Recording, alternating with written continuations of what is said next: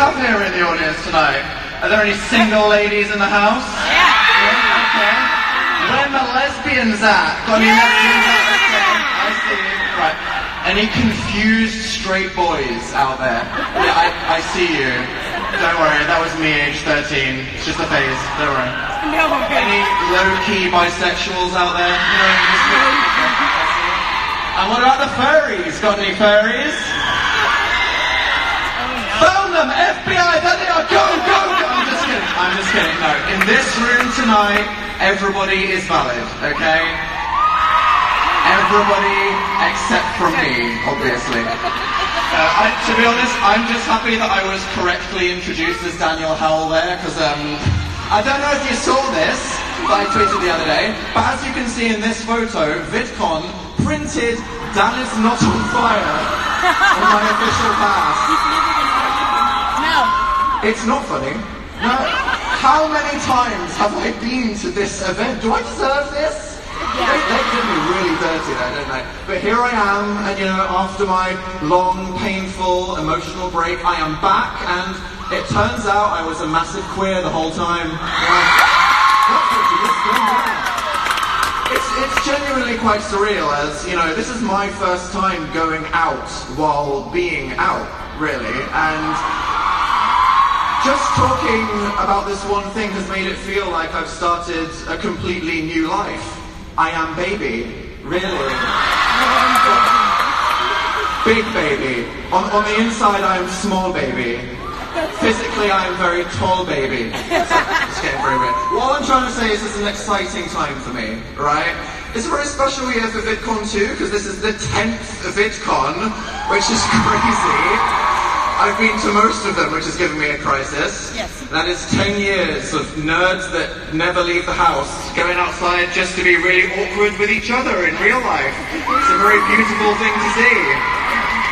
To this day, I don't understand when people meet me and they're like, wow, you're really awkward. It's like, yeah, no shit, I'm not lying about my personality on YouTube. What did you expect from me? My entire creative identity is just missing high fives and having a sad resting face. So that's who I am, it's my brand, it's what you should expect from me, okay? Just because it's relatable doesn't mean it's a good thing. But also, 2019, very special, because this is the 10th anniversary of my first ever YouTube upload. And anyone that makes the Hello Internet reference is going to catch a block, so don't do it, okay? No, what the hell is wrong with you? I shouldn't have even referenced it, should I? But no, there it is. I have been doing the same thing for an entire decade. We are all dying. Yes, we are. You're dying. You're dying. Yes, you are. Sorry. Just to say, is anyone in this room 10 years old or younger? Just, okay, couple hands. Oh, don't mind me, just gonna yeet myself into oblivion. That's nice, okay. Not gonna think about that. But let's be real, when I say 10 years of YouTube uploads, it hasn't been a consistent 10 years, has it? Let's be real. Does it count as 10 years if I didn't actually upload a proper video for 15 months? I mean, I logged in every now and then. I think I remember the password, maybe. I was never one for the weekly upload, because my creative process was, you know, a lot of having an existential crisis, banging my head on the carpet for 3 days, writing, and then just dragging around the camera and filming myself in the bathroom or something. 10 years is a long time to do something that frickin' weird, okay? I have a very strange life. And I have commitment issues, so doing this one thing for such a long time, I'm very impressed with myself. It's like, thank you, oh, you're impressed with me. I don't like it though. I like to rebel. I don't commit to anything. If someone says, please keep your arms and legs inside the vehicle, I'm like, don't tell me what to do. Maybe, I mean, I don't want to, but what if I want to just stick my leg out, splat? So I'm quite impressed with myself. But after I uploaded my Trying to Live My Truth video, that was all about authenticity and the fact that you have to be honest with who you are if you want to be happy, I just vanished from the internet. I mean, not completely, because, you know, I was still shitposting on Twitter and desperately craving attention on Instagram and caring way more about a Sim's life than my own life on a gaming channel. And like a whole world tour thing that happened. But my channel was just mysteriously empty, which made the question of the first half of 2019, where the hell is Dan? Where'd he go? What he doing when suddenly, a year without uploading, he comes back with a 45-minute long video? No, it's not a good thing. The audacity of me to upload such a long video to YouTube. What was I don't respect your time. And I didn't even give you a good performance. I didn't even cry like a beauty guru addressing some drama. I gave you nothing. I'm there telling the most serious, heartfelt story of my entire life, and I just stand there like making off puns.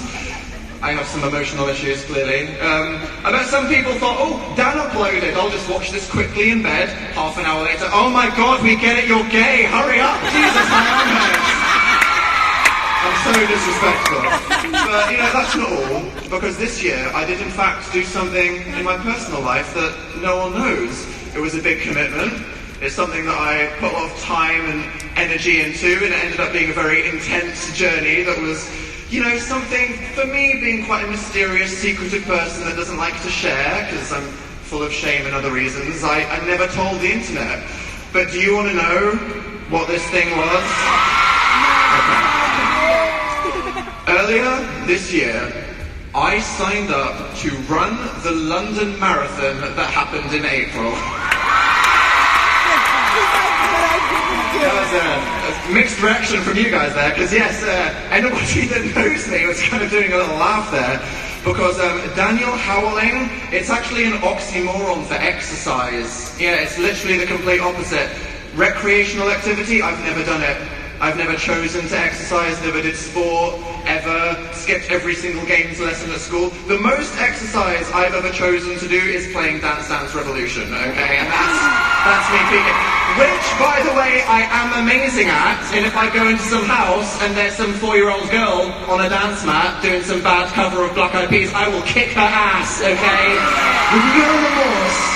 I will destroy her, but I digress from the story. So running more than once, that was something completely new to me in my entire life. So why the hell did I decide to do this, right? Well, I thought that me running a marathon would actually be a great idea for several reasons. Firstly, if I train to run a marathon, then I'll just naturally become really fit and healthy. All these years of trying to eat right and exercise for no reason, no, if I do this, it'll just happen automatically.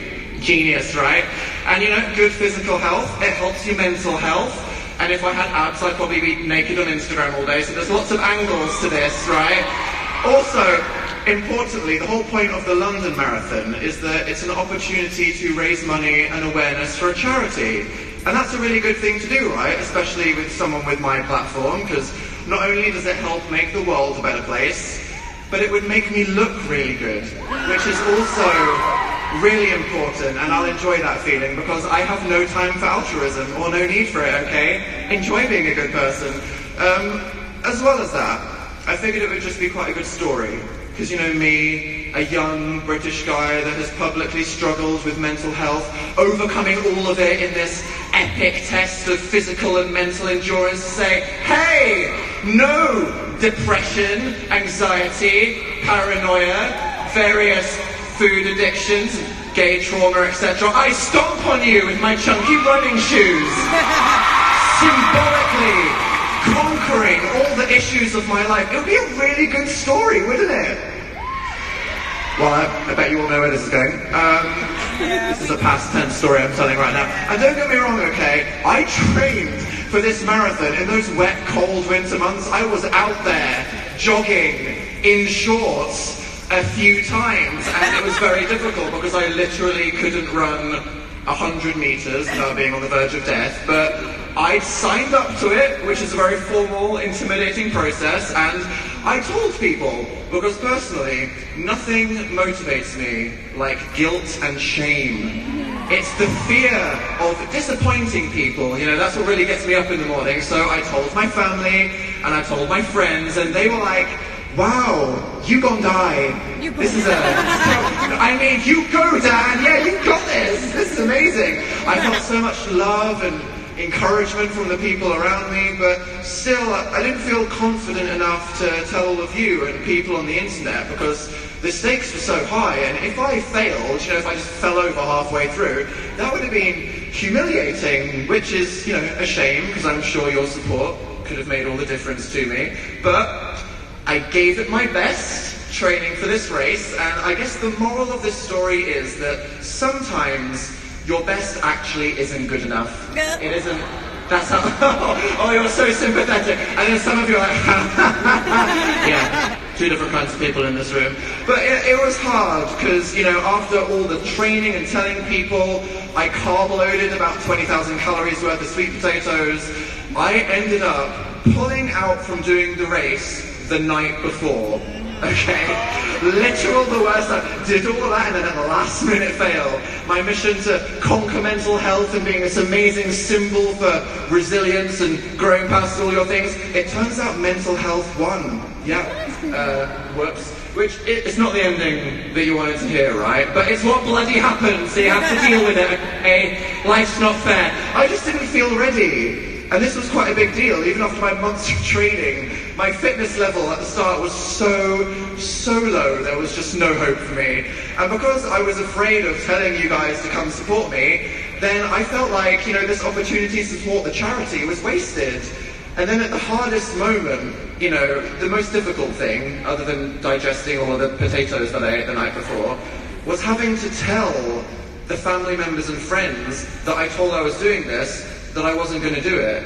And that's hard, I mean, talking to people generally, but specifically disappointing them, letting down people that really believed in you. And the thing that made this the hardest was probably my mum, because in that night before the race, I was just about to call her and be like, Mum, yeah, I have to tell you, I'm not actually doing that thing. Guess what my mum texted me? Oh. This photo. My Steve Dan Pratt. Isn't that the cutest shit you've ever seen in your life? I was about to tell her I wasn't doing so. I felt terrible, okay? I was like, oh my god, Mum. I'm so proud of you. I'm going to be there with a t-shirt. I didn't tell you to make t-shirts, Mum. Oh my god. So that was hard, telling everyone I wasn't doing it. But their initial responses were nice. They were like, it's okay. Don't beat yourself up, I'm sure you can do it some other point in the future. I'm proud of you for just trying. But a couple weeks later, after a few more conversations, suddenly the real tea started to spill itself. My mum said to me, to be honest, I thought it was a bad idea that you signed up. Oh, okay. My friends, yeah, when you told us, we were like, oh, Dan, really, that's never going to happen. Excuse me? You just spent months cheering me on. What the hell, people? That paranoid thought in your head of, everyone's being really nice, but what if they're all lying and actually nobody believes in me? This was literally that happening to me in the most extra way possible. So thanks, I guess. But it wasn't a total disaster. I did increase my fitness level from 0 to 1. Yes. I got to actually explore London for the first time after living there for 5 years, as I never actually went outside before. But in a way, me saying no at the last minute was a victory in itself, okay? Sometimes in life we feel all this pressure to do things just because we feel like it's the right thing to do, what other people are telling us to do, or what society wants. And, to say, I'm going to be honest with myself, I can't do that, or just, I actually don't want to do that thing, that's the right decision. So, yeah, epic fail, I didn't run a marathon this year, but I learned to be okay with trying something out of my comfort zone and being totally comfortable with accepting defeat.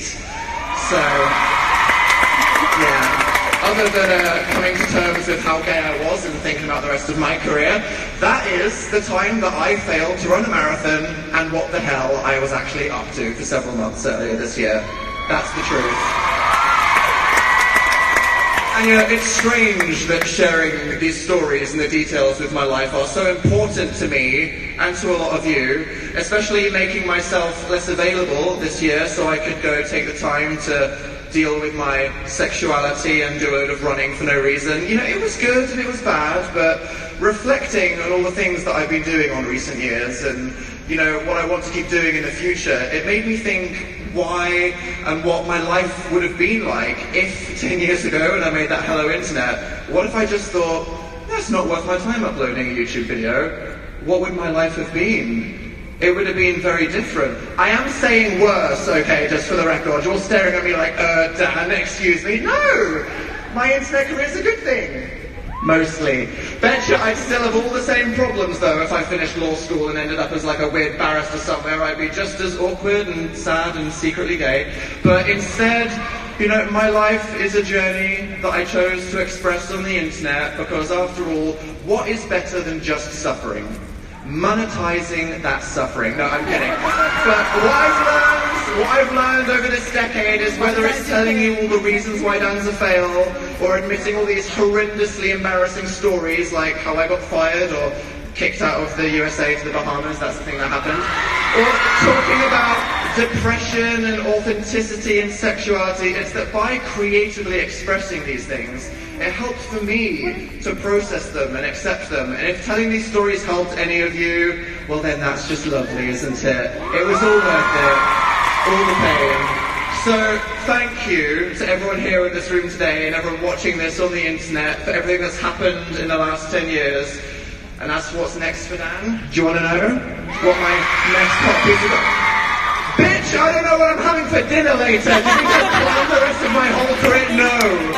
I feel like I've just entered this new chapter of my life. I want some time to reassess and reflect and decide what I want to do instead of just jumping straight back into things. But don't worry, you know, some things never change. And as this decade on YouTube has shown us, it is very clear that I will always be that incredibly awkward guy named Dan that will happily tell the stories of all the bad things that happen in my life so you feel better about yours. You're welcome.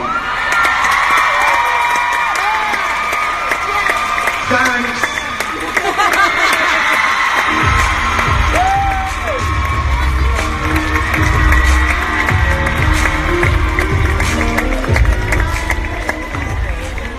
That was amazing. Please give it up one more time for Daniel Howell!